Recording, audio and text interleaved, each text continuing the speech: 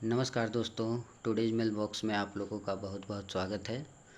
और जैसा कि हम लोग अभी पॉलिटी का क्लास कर रहे हैं और पिछले वीडियो में हम लोगों ने पॉलिटी का 2 वीडियो देख चुका है और अभी ये तीसरा क्लास है पॉलिटी का, जिसमें जो है भारतीय संविधान के प्रस्तावना के बारे में क्वेश्चंस आपको देखने को मिलेंगे। तो चलिए समय को बर्बाद नहीं करते हुए हम लोग क्लास स्टार्ट करते हैं। और इससे पहले जो लोग हमारे चैनल को सब्सक्राइब नहीं किए हैं वो ज़रूर सब्सक्राइब कर ले, ताकि आने वाले वीडियो में आप लोगों को अच्छी जानकारी मिल पाएगी। एग्ज़ाम से रिलेटेड आप लोगों को क्वेश्चन मिल पाएगा और नोटिफिकेशन को भी ऑन कर दे ताकि तुरंत आपको हमारे वीडियो मिल जाए। ठीक है, चलिए दोस्तों क्वेश्चन स्टार्ट करते हैं। पहला क्वेश्चन है, निम्नलिखित में से कौन सा शब्द भारत के संविधान की उद्देशिका में नहीं है? निम्नलिखित में से कौन सा शब्द भारत के संविधान की उद्देशिका में नहीं है? तो चलिए इसका आंसर आप लोग बताइए। लोक कल्याण, समाजवादी, पंथनिरपेक्ष और प्रभुत्व संपन्न। इसमें से आप लोग जब भी प्रस्तावना पढ़ते होंगे, आजकल तो सरकारी स्कूल में जितने भी होते हैं गवर्नमेंट स्कूल में, वहाँ पर प्रस्तावना को प्रेयर के समय ही बता दिया जाता है या पढ़ाया जाता है। तो उसमें आप लोग देख सकते हैं बच्चों के कॉपियों में भी लिखा हुआ रहता है। आप इसमें से कौन सा ऐसा वर्ड है, कौन सा ऐसा शब्द है जो प्रस्तावना में नहीं लिखी गई है? तो वो कौन सा वर्ड है? लोक कल्याण। तो वो कौन सा है? लोक कल्याण। ठीक है, चलिए आगे बढ़ते हैं। भारतीय संविधान की प्रस्तावना के सिलसिले में निम्नलिखित में से कौन क्रम सही है? क्रम बताना है कि जो भारतीय संविधान का जो प्रस्तावना है, इसका सिलसिला में जो क्रम दिया हुआ है ऑप्शन में, आपका 4 ऑप्शन में, वो कौन सा क्रम सही है ये आपको बताना है। ठीक है,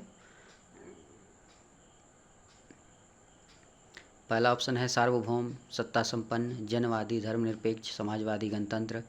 दूसरा है सार्वभौम, सत्ता संपन्न, समाजवादी, धर्मनिरपेक्ष, जनवादी, गणतंत्र।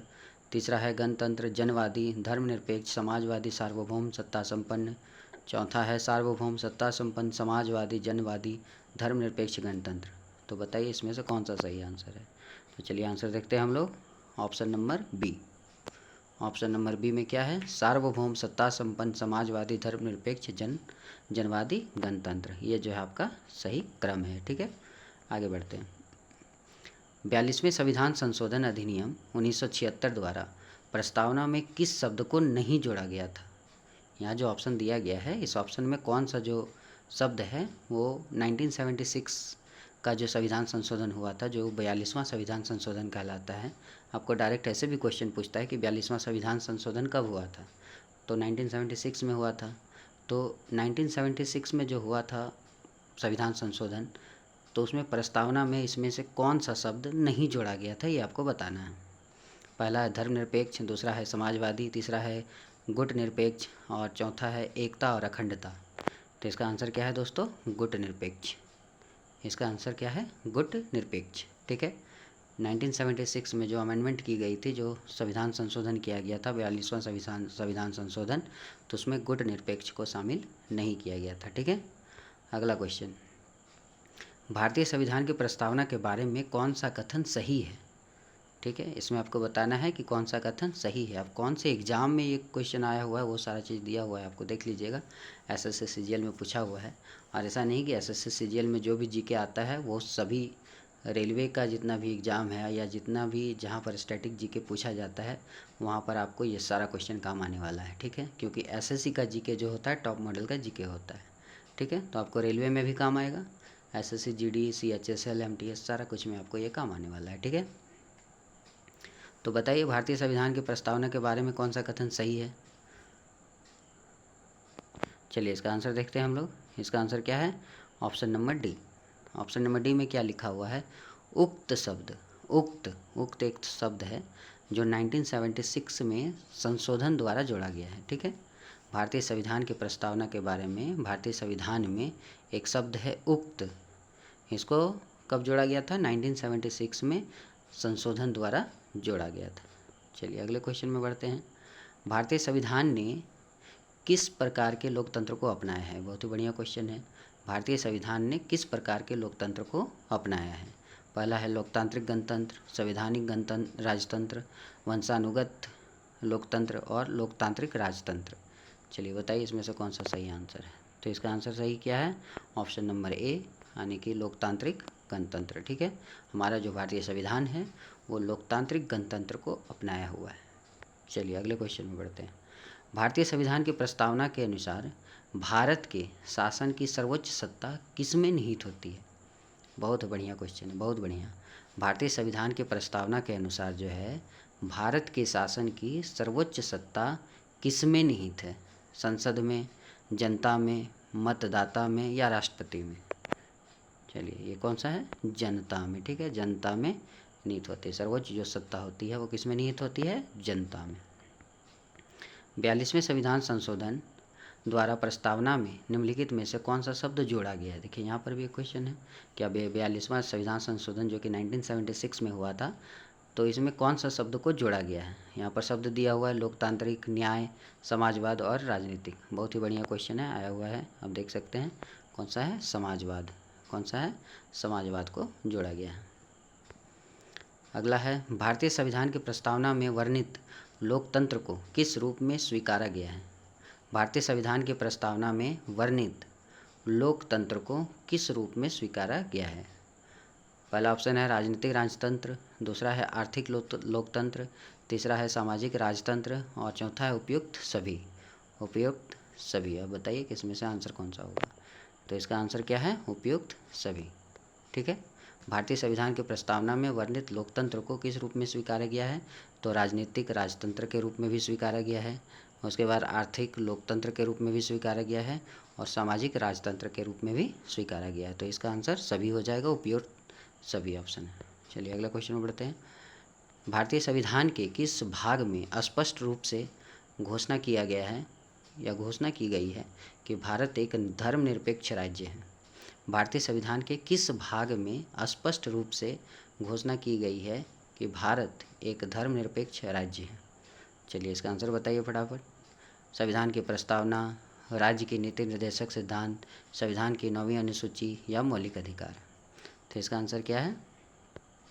इसका आंसर है संविधान की प्रस्तावना। ठीक है, संविधान की प्रस्तावना। भारतीय संविधान के किस भाग में स्पष्ट रूप से घोषणा की गई है कि भारत एक धर्मनिरपेक्ष राज्य है?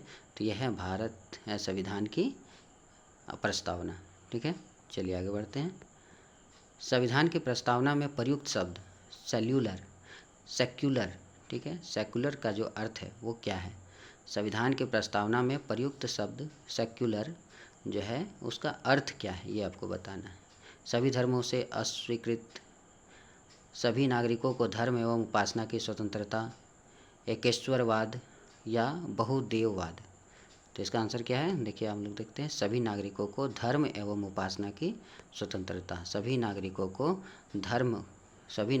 धर्म एवं उपासना की स्वतंत्रता, इसी का मतलब होता है सेकुलर। अगला क्वेश्चन, भारतीय संविधान की प्रस्तावना में लिखित हम भारत के लोग, we the people of India से क्या अर्थ निकलता है? ठीक है, भारतीय संविधान की प्रस्तावना में जो लिखी गई है कि हम भारत के लोग, पढ़ते हैं बच्चे लोग भी जब स्कूल में पढ़ते हैं तो आप लोग सुनते होंगे कहीं ना कहीं, है ना, हम भारत के लोग जैसे ही बोला जाता है, इसका अर्थ क्या है? तो भारत का संविधान भारत की जनता की सहमति पर आधारित है, भारतीय गणराज्य की प्रभुसत्ता जनता में निहित है, संविधान का निर्माण भारत की जनता द्वारा हुआ है, संविधान निर्माता भारत की जनता का प्रतिनिधित्व करते हैं। इसका आंसर क्या होगा? चलिए देखते हैं। संविधान का निर्माण भारत की जनता द्वारा हुआ है। ठीक है, इसका आंसर क्या हो जाएगा? ऑप्शन नंबर सी, संविधान का निर्माण भारत की जनता द्वारा हुआ है। अगला क्वेश्चन, समाजवाद का अर्थ क्या है? समाजवाद का अर्थ क्या है?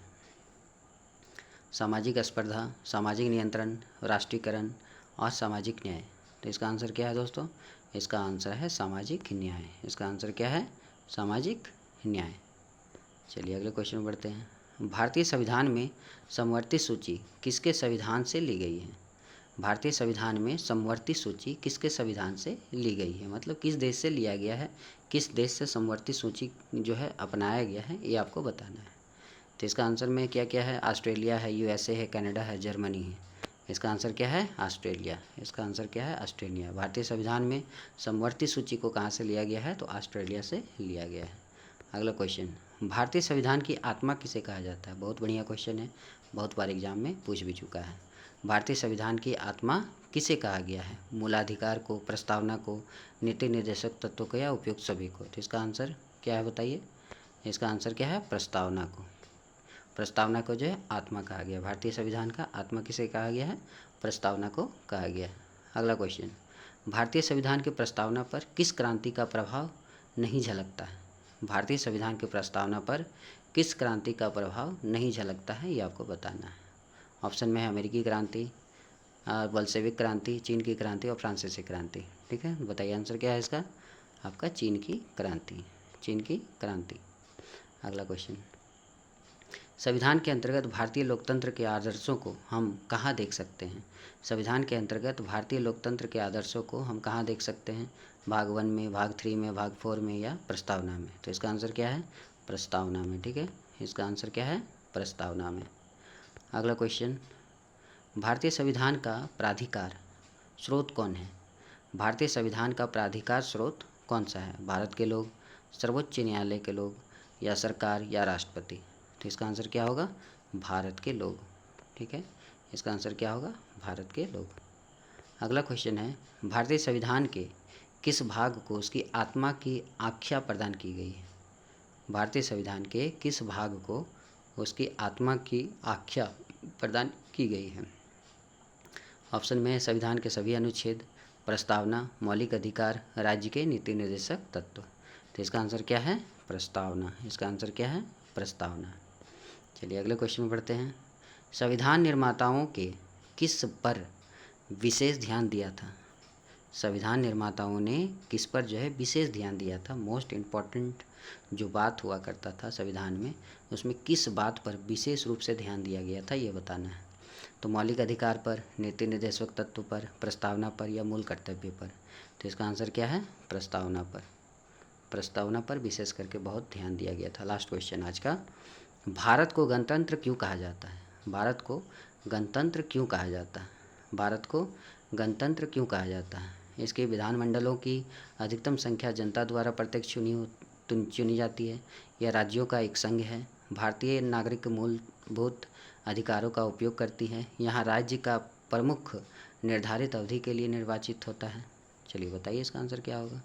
इसका आंसर क्या है? यहाँ राज्य का प्रमुख निर्धारित अवधि के लिए निर्वाचित होता है। यहाँ राज्य का जो प्रमुख होता है, जैसे मुख्यमंत्री चुने जाते हैं तो उसका निर्धारित अवधि होता है, 5 साल के लिए ही चुने जाते हैं। ठीक है, 5 साल के लिए ही चुने जाते हैं। यहाँ राज्य का जो प्रमुख निर्धारित अवधि है उसके लिए चुना जाता है, एक लिमिट समय होता है उसके लिए। ठीक है दोस्तों, 20 क्वेश्चन आज हुआ। फिर अगले वीडियो में 20, 22 या 25 क्वेश्चन लेके आएंगे।